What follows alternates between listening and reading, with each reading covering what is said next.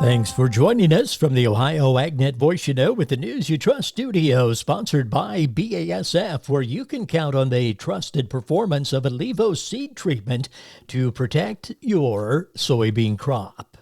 Well, Joel checks in with an update from Ag Revolution.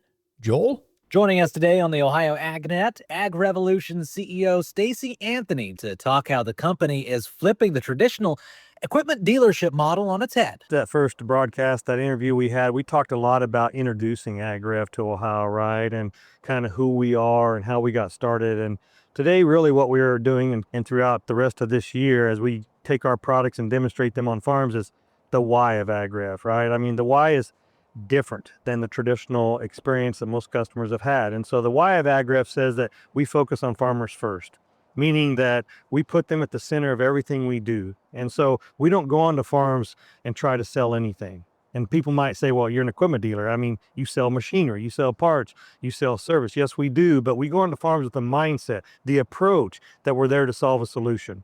And when you get right down to it, some of those solutions are in the way of technology, some are in the way of a machine. And if some of those solutions that we present end up in selling something, then great. But our first approach is to be a vested partner in that operation, listen first, and see how we can help that farm be more efficient, more profitable, more sustainable. You can learn more about their farmer first mindset online at ohioagnet.com today in the full video. Learn more about Ag Revolution by visiting agrev.com.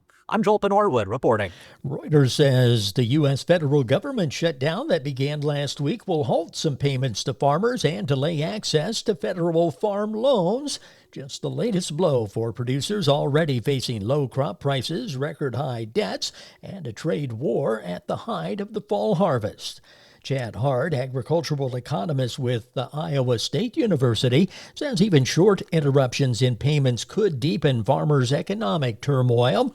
The shutdown affects the processing of farm loans and making payments to farmers, including billions of dollars in disaster aid contained in the president's tax cut and spending bill. The USDA has stopped issuing weather-related disaster payments, accepting and processing farm loans, providing technical assistance for conservation programs, and other agency work. Well, according to multiple outlets, the president is considering a massive aid program for U.S. farmers, floating the potentially tariff-funded idea as the agriculture industry navigates low commodity prices and high operating costs amid the president's trade war. According to Wall Street Journal, the aid package could provide $10 billion or more for U.S. farmers, which cited unnamed people familiar with the discussions who said money could start being distributed in the coming months. Trump officials are evaluating how money made from tariffs could supplement farmer payments. Official details about the bailout are scarce, though Treasury Secretary Scott Bessent told CNBC that information regarding substantial support for farmers could be released sometime this week. Trump told reporters in the Oval Office last week that his administration will provide, quote, some of that tariff money to farmers who are, for a little while, going to be hurt until the tariffs kick into their benefit, end quote.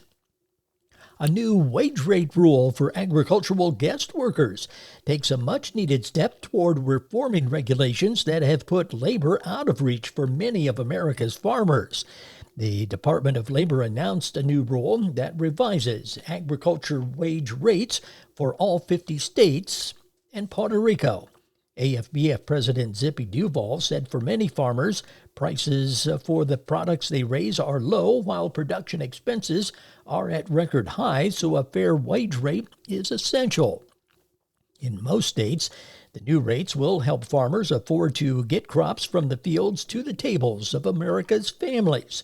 Duvall says this new rule holds promise for many farm families who would be out of business if not for the H-2A program. The markets, they're coming up next. So many things that can have an impact on agriculture are out of the farmer's control. Yet when the weather doesn't cooperate, markets go lower, or equipment breaks down, the farmer blames themselves. Hi, I am Nathan Brown, a Highland County farmer and a member of the Ohio Farm Bureau Board of Trustees. If you or someone you know is struggling with stress on the farm, text 4HOPE to 741-741 or go visit gotyourbackohio.org. A message from the Ohio Farm Bureau Federation. The market's brought to you by Seed Consultants, simply better performance, online at seedconsultants.com. At the Board of Trade, December corn 421 3/4, up 2 3/4. March corn 438 1/4, up 2 1/2. November beans 1017 3/4, down 1/4 cent. January beans 1035 3/4, down 1 penny 1/4. December wheat 512 3/4, down 2 1/2. At the Mercantile Exchange, October cattle 231.87, up 85 cents. October hogs 98.32, down 65 cents. November feeder cattle 360.80, up $5.37. This is the Ohio AgNet.